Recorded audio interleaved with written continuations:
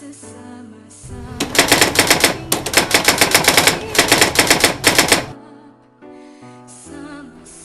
the discussion about the life of Dr. Jose Protasio Mercado Rizal y Alonso, we went to places that were significant to our national hero's life. It was like time traveling, for we traced back the steps of our very own Pepe.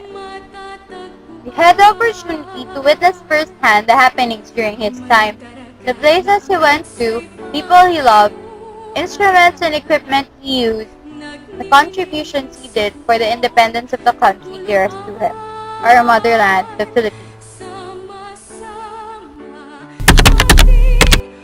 Around 8:20 in the morning, we arrived at our first itinerary, Luneta Park, or as it was called before, Bagong Bayan.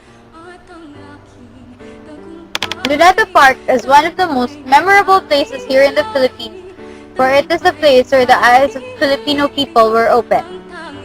Luneta or Bagong Bayan is the location of many historical events leading to the freedom of the Philippines.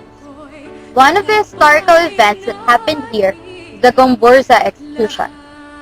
Another event is the Declaration of Independence. But most importantly, this is where our national hero, Dr. Jose P. Rizal, was executed. It inspired the Filipino in their resolute and epic fight for freedom.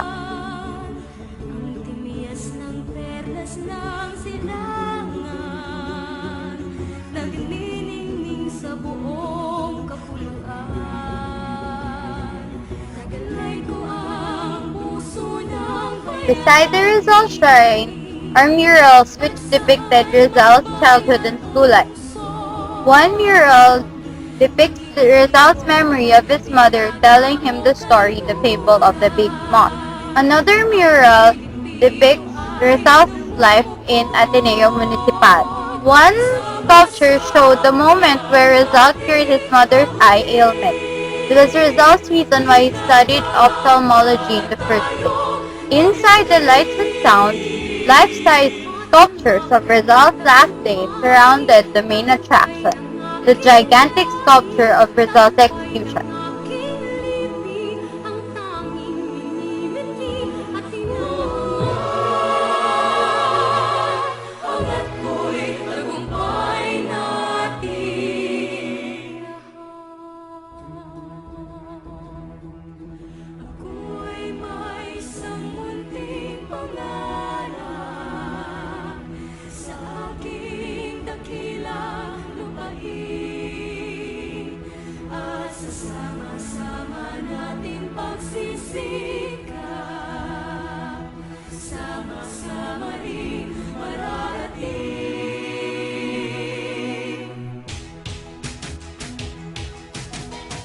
Another sculpture depicted Rizal's moment in Fort Santiago.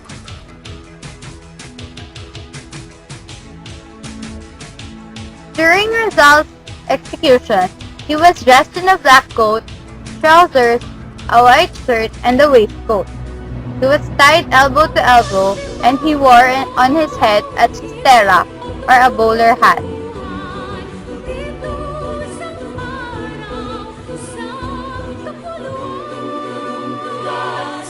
After going to the lights and sounds, we went to the Chinese garden.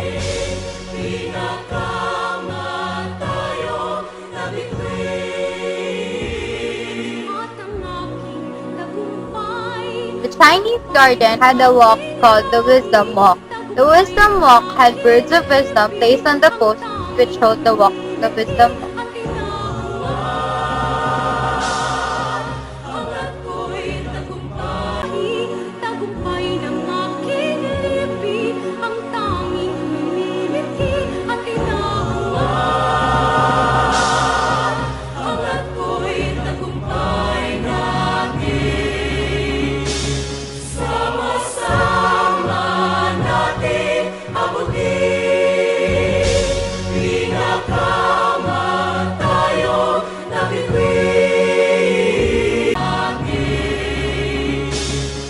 We traveled to our next itinerary, Intramuros, or the Walled City. It was called Intramuros because this city was surrounded by thick walls with serve as protection from invaders and cannons. But before the tour, we watched the video that gave us a wider view on the history and significance of the walled city.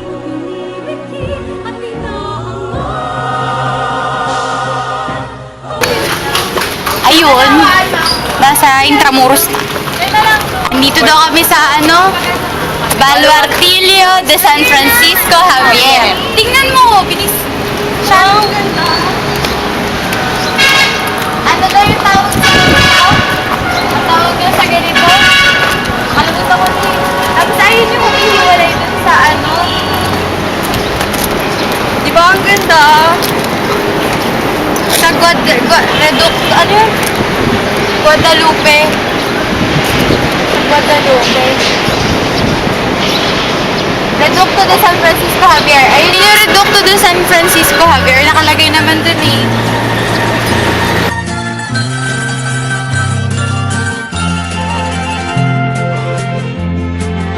Sa gitna ng dilim, ako ay nakatanaw ng ilaw na kay panglaw. Halos di ko makita. Ito daw yung ginagamit nilang mode of transportation dito sa Intramuros. Ang tawag dito Kalesa. Parang matay sa dyan. Kalesa. Sakay no? Sakay tayo. That's ang bigat. Para ba kaya ako? Oo. Sige na. Wait lang, kuya! Bilis ka. Oo na. Ako na. Sakay na. Ay, baka lang yan.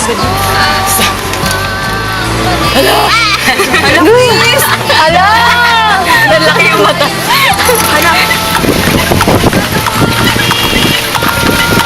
Ayan, sumasakay na tayo sa Kalesa. Natural, masakay na tayo. Iikot. Kaya saan tayo iikot? Isang gano'n. Tapos pabalik doon.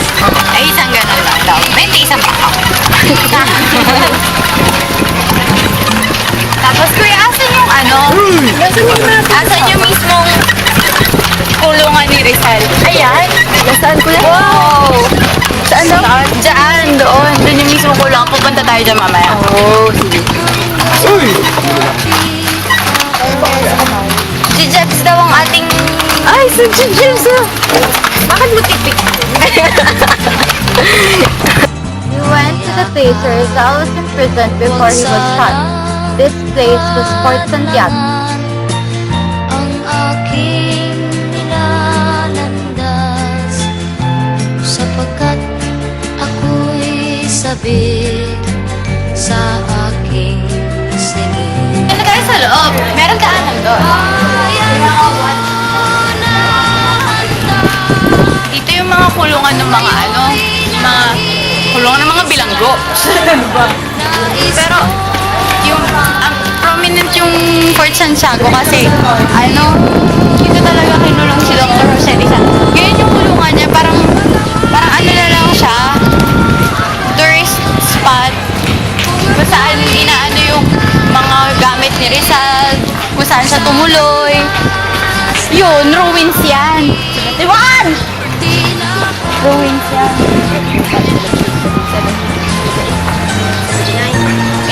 Diwan.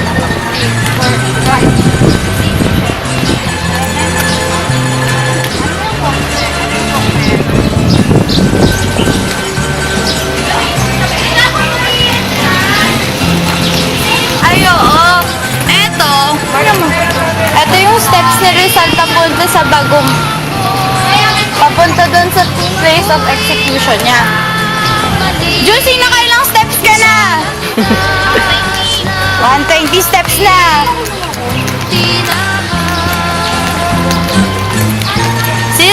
Yung kaibigan natin yan, banal yan eh. Tama mo, tinatalo si Rizal.